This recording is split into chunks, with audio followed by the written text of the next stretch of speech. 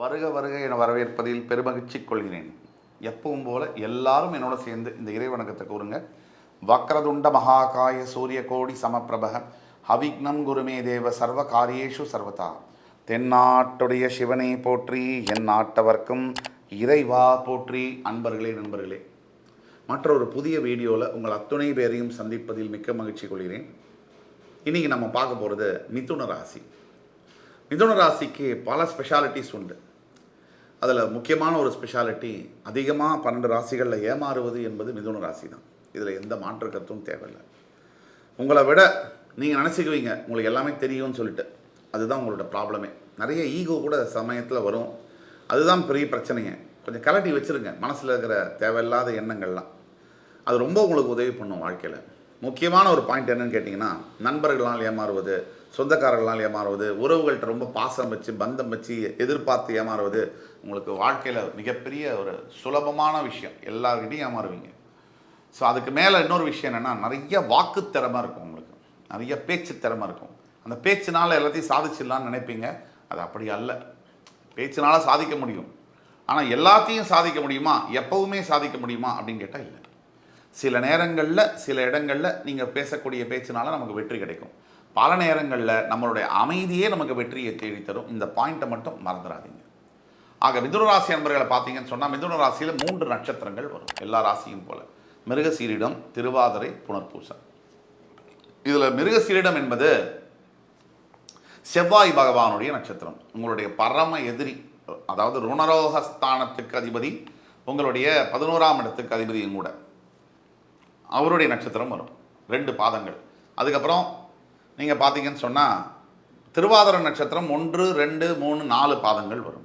அதற்கு பிறகு ராகு பகவானுடைய திருவாதிரை நட்சத்திரம் முடிஞ்ச பிறகு புனர்பூச நட்சத்திரம் குருவுடைய நட்சத்திரம், அது ஒரு 3 பாதங்கள் வரும். 1, 2, 3, மொத்தம் 9 பாதங்கள். மிருகசீரிடம் 2, திருவாதிரை 4, 6, 3 பாதங்கள், புனர்பூசம், மொத்தம் 9 பாதங்கள் அடங்கிய ராசி உங்கள் ராசி. செவ்வாய் ராகு குரு பகவானுடைய சம்பந்தம் புதனுடைய வீட்டில். இப்போது மிருகசீரிடம் நட்சத்திரத்தில் பிறகுறாங்கன்னு வச்சுக்கோங்க. சராசரியாக பாதி செவ்வாய் தசை கிட்டத்தட்ட ஒரு 3.5 வருஷம். அதற்கு பிறகு ராகு தசை ஒரு 18 வருஷம், 21.5 வருஷம். அதற்கு பிறகு குரு தசை ஒரு 3 வருஷம் எடுத்திங்கன்னா, 3 பாதம் எடுத்திங்கன்னா 12 வருஷம். அதில் 6 வருஷமாக இருக்கலாம், 12 வருஷமாக இருக்கலாம், எது வேணா இருக்கலாம். ஸோ இது மாதிரி இந்த இதை பார்க்கும்போது ஒரு 3, ஒரு 18, ஒரு 12, 18, 12, 30, 33, கிட்டத்தட்ட ஒரு 35, 36 வயசு, 38 ஆண்டுகளுக்கு பிறகு நீங்கள் உங்களுடைய வாழ்க்கையில் சனி திசை என்பது சராசரியாக வரும். இது 38லேருந்து ஒரு 50 வயசுக்குள்ளே சனி திசை உங்களுக்கு வரும். இப்படி கிட்டத்தட்ட 38 ஆண்டுகளுக்கு பிறகு வரக்கூடிய சனி திசை சராசரியாக 38லேருந்து 50 வயசு, 52 வயசுக்குள்ளே வரும் சனி திசை. சனி திசை சரியாக 19 ஆண்டுகள் அனுசரிக்கணும். இப்போ 19 ஆண்டுகள் வரக்கூடிய சனி திசை. முதல்ல சனி பகவான் உங்களுக்கு யார்? 8 மற்றும் 9ஆம் இடத்திற்கு அதிபதி. 8 என்பது அஷ்டமஸ்தானம், 9 என்பது பாக்யஸ்தானம். இது 2த்துக்குமே உங்களுக்கு சனி பகவான் தான் அதிபதி. உங்களுடைய பூர்வ புண்ணியஸ்தானம் அப்படின்னு சொல்லக்கூடிய துலாம் ராசியில் இந்த சனி பகவான் உச்சம் பெறுவார். இதுதான் எடுத்துக்க வேண்டிய பாயிண்ட். மிதுன ராசி மிதுன லக்னத்திற்கு சனி பகவானை பொறுத்த வரைக்கும் கிளியராக கிளாரிஃபை பண்ணுறேன், அவர் உங்களுக்கு ஒரு ராஜ யோகாதிபதி. மிதுன ராசி மிதுன லக்னத்துக்கு சனி பகவான் செய்யக்கூடிய பலன்கள் 180% நல்ல பலன்களாகவே இருக்கும். என்ன சார் சொல்கிறீங்க? அஷ்டம சனியினால் நாங்கள் பட்ட அவஸ்தை 2.5 வருஷம் எங்களுக்கு தானே சார் தெரியும். கரெக்டு தான். நான் பல தொலைக்காட்சியில் கூட சொல்லியிருக்கேன். அஷ்டம சனி முடிஞ்சு டிசம்பர் 22ஆம் தேதி சனி பகவான் கும்பராசிக்கு, அதாவது வாக்கிய பஞ்சாங்கப்படி வந்ததுலேருந்தே மிதுன ராசிக்கு இந்த வருஷம் யாருக்கு டாப்பாக இருக்கும்னு கேட்டபோது நான் சொல்லியிருக்கேனே ஜி தொலைக்காட்சியிலேயே, நம்பர் 1 மிதுன ராசி தானே. அதுதான் உண்மை. இப்போது சராசரியாக கோச்சார ரீதியாக சனி பகவான் 7.5 சனி அஷ்டம சனியில் வரும்போது ஒருத்தரை பரட்டி எடுப்பார். அதில் டவுட்டே வேண்டியதில்லை. அது எந்த ராசிக்காரராக இருந்தாலும் சரி, அவருக்கு வேணுங்கிறவங்க வேண்டாதவங்க யாராக இருந்தாலும் சனி பகவான் அவங்கள வச்சு செய்வார். அது ஏன்னா கோச்சார ரீதியாக வரக்கூடிய சனி பகவான் கர்ம காரகனாக வருவார். காலபுருஷனுடைய 10ஆம் இடத்துக்கு அதிபதி கர்ம காரகனாக வருவார். ஆனால் ஜனன ஜாதகத்தில் வரக்கூடிய சனி பகவான் ராசி யாரு, லக்னம் யாரு, இவர் நல்லவரா கெட்டவரான்னு பார்த்து வருவார். கோச்சார ரீதியாக வரக்கூடிய சனி பகவான் யாரையும் பார்க்க மாட்டார். ஒரு கூட்டமாக இருக்கிற இடத்துல போலீஸ்காரர் லத்தியால் அடிக்கிறார்ல, அது நல்லவன் கெட்டவன் இருப்பான், அதெல்லாம் பார்க்காத அந்த போலீஸ்கார மாதிரி வருவார். அதே சமயத்தில் ஜனன ஜாதகத்தில் வரும்போது சாதாரணமாக உங்களை கூப்பிட்டு பேசி நீங்கள் நல்லவராக கெட்டவராக இன்வெஸ்டிகேட் பண்ணக்கூடிய ஆளாக வருவார். இதுதான் விஷயம். ஆக அவருக்கு வேண்டப்பட்ட, அதாவது சனி பகவான் உங்களுக்கு மிக மிகவும் நட்பு கிரகம்.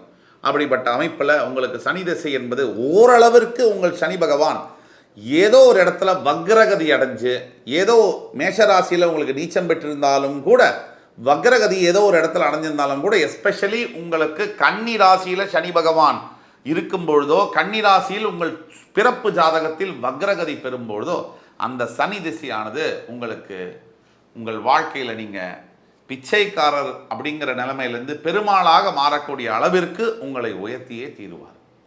சனி பகவானை போல கொடுப்பவர் எவரும் இல்லை. சனி கொடுப்பார், எவர் தடுப்பார் என்ற அடிப்படையில் மிதுன லக்ன மிதுன ராசி நேயர்களுக்கு சனி பகவானுடைய திசையானது உங்களுடைய வாழ்க்கையில் இப்போ நீங்கள் 35லேருந்து ஒரு 55 56 வயசுக்குள்ளே இருக்கீங்கன்னு சொன்னால், சனி திசை நடக்குதுன்னு சொன்னால் உங்களை வெல்ல யாராலும் முடியாது. ப்ரொவைடட் சில பேராமீட்டர்ஸ் இருக்குது. உங்களுடைய சனி பகவான் எங்கே இருக்காரு, அவர் வக்ரகதி அடைஞ்சிருக்காரா, நீச்சமாயிருக்காரா, நீச்சமோ வக்ரமோ அடைஞ்சிருந்தால் நல்ல பலனை கொடுப்பார்.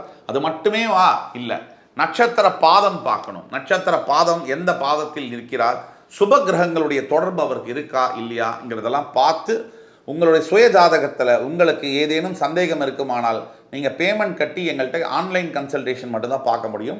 நீங்கள் கீழே கொடுக்கப்பட்ட நம்பரில் வாட்ஸ்அப்பில் தொடர்பு கொண்டு பேமெண்ட் பே பண்ணிவிட்டு எங்கள்கிட்ட வந்தீங்கன்னு சொன்னால் ஆன்லைனில் கன்சல்டேஷன் பண்ணி உங்கள் சுய ஜாதகத்தை பார்த்து துல்லியமாக உங்களுக்கு சொல்ல முடியும்.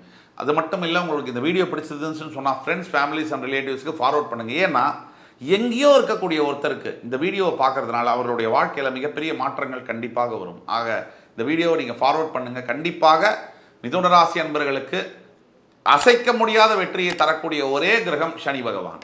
அடுத்தபடியாக இன்றைக்கு உள்ள கிரக சூழ்நிலையை பார்த்தோம்னா, சனி பகவான் உங்களுடைய பாக்கியத்திலேயே ஆட்சி பெற்று மூல திரிகோண ஸ்தானத்தில் உங்களோட பாக்யாதிபதி தன்னுடைய பாக்யஸ்தானத்தில் ஆட்சி பெற்று இருக்கிறதுங்கிறது பெரிய யோகம்.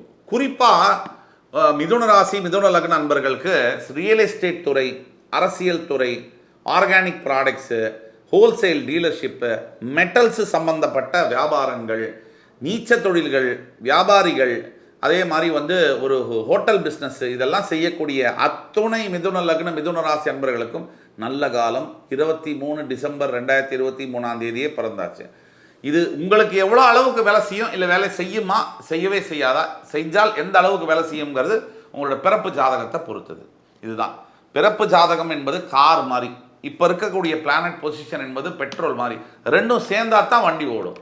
ரெண்டையும் பார்த்து தான் உங்களுக்கான வாழ்க்கை எப்படியாக இருக்கும் என்பதை சொல்ல முடியும். அதே மாதிரி உங்களுக்கு எதிர்காலத்தில் வரக்கூடிய வாழ்க்கை மறுக்க முடியாத வெற்றியை தரும் சனி திசையானது. மறுக்கவே முடியாது. இன்னைக்கு பாக்யஸ்தானத்தில் இருக்கக்கூடிய சனி பகவான், 10ஆம் இடத்தில் இருக்கக்கூடிய ராகு, உங்களுடைய 11ஆம் இடத்தில் இருக்கக்கூடிய குரு பகவான் உங்களுடைய 12ஆம் வீட்டுக்கு மாறப்போகிறார். மிதுன லக்னம் மிதுன ராசியை பொறுத்த வரைக்கும் குரு பகவான் என்பவர் கெட்டு போகணும். உங்களுக்கு அவர் கெட்டவர். கெட்டவன் கெட்டிடில் கிட்டிடும் ராஜயோகம். இதுதான் உங்களுக்கு அப்ளிகபிள். உங்களுடைய 7ஆம் அதிபதி மாரக பாதக ஸ்தானாதிபதி அவர். ஏன்னா உபயராசிகளுக்கு 7ஆம் இடம் என்பது மாரகம் மற்றும் பாதகஸ்தானம் ஆகும். அப்படி வரும்பொழுது உங்களுக்கு குரு பகவான் தவறி கூட உங்களுக்கு நல்லதை பண்ண முடியாது அவரால். நீங்கள் ஊருக்கெல்லாம் குரு குரு குருன்னு சொல்கிறாங்களே, நமக்கு ஏன் குருன்னா, அந்த குரு தசை உங்களுக்கு வந்ததுன்னா ஒரு அளவுக்கு உங்களை ஒன்றும் இல்லாத பண்ணிடும். அந்த அளவுக்கு குரு தசை உங்களை ப்ராப்ளமேட்டிக்கான தசை. இதை நீங்கள் நினைவில் வச்சுக்கணும். அப்போ குரு பகவான் உங்களுக்கு நல்லது பண்ணுவாருன்னு நீங்கள் பொதுப்படையாக பொதுவாக நினச்சிங்கன்னு சொன்னால் அது நல்லதில்லை. அதே குரு உங்களுடைய லக்னாதிபதி புதனை பார்க்கும் பொழுதும் கூட உங்களுக்கு நல்லதை பண்ண மாட்டார். அதே குரு உங்கள் ஜாதகத்தில் இருக்கக்கூடிய சனி பகவானை பார்க்கும் பொழுது நல்ல பலனை செய்வார். இதில் இவ்வளோ சூட்சமும் இருக்குது. அதாவது குரு உங்களுடைய புதனை பார்க்கும் பொழுது நல்லதை செய்ய மாட்டார். அதே குரு உங்களுடைய ஜாதகத்தில் இருக்கக்கூடிய சனியை பார்க்கும்போது மிகுந்த நல்ல பலன்களை தருவார். தனிப்பட்ட ஜாதகத்தில் ஒரு 1,00,000 பேராமீட்டர்ஸ் இருக்குது, 1,00,000 விஷயம் இருக்குது.